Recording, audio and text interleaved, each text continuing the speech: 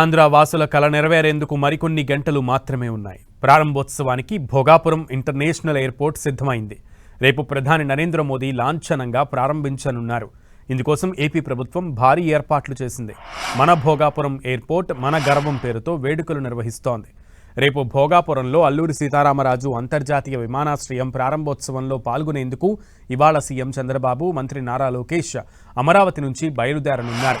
ఇవాళ సాయంత్రం సీఎం చంద్రబాబు విశాఖకు చేరుకోనున్నారు. అటు మంత్రి నారా లోకేష్ సైతం ఈ రోజు రాత్రికి నేరుగా భోగాపురం చేరుకోనున్నారు. రేపు జరిగే అల్లూరి సీతారామరాజు అంతర్జాతీయ విమానాశ్రయం ప్రారంభోత్సవంలో వీరిద్దరూ పాల్గొననున్నారు.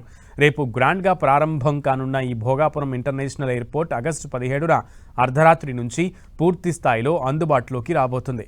అత్యాధునిక సాంకేతిక పరిజ్ఞానం, సరికొత్త వసతులతో భోగాపురం ఎయిర్పోర్ట్ను నిర్మించారు. ఇది ఏపీకి గేట్వేగా మారనుంది. ఉత్తరాంధ్ర జిల్లాల నుండి 3 లక్షల మంది ప్రజలు హాజరయ్యేలా ఏర్పాట్లు చేస్తున్నారు. ఇప్పటికే సభాస్థలానికి వచ్చేందుకు 5,000 బస్సులు, ఆహారం సిద్ధం చేశారు అధికారులు. 7,000 మంది పోలీస్ సిబ్బంది, 30 మంది ఐపీఎస్ అధికారులతో భారీ భద్రతా ఏర్పాట్లు చేశారు. భోగాపురం చుట్టూ 5 కిలోమీటర్ల పరిధిలో నో ఫ్లయింగ్ జోన్ ఆంక్షలు విధించారు.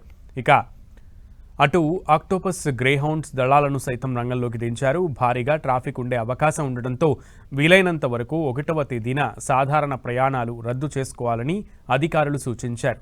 ప్రధాని మోదీకి ఘన స్వాగతం పలికేందుకు 1,400 మంది గిరిజన విద్యార్థినులతో దింసా నృత్యాన్ని ప్లాన్ చేసింది ప్రభుత్వం.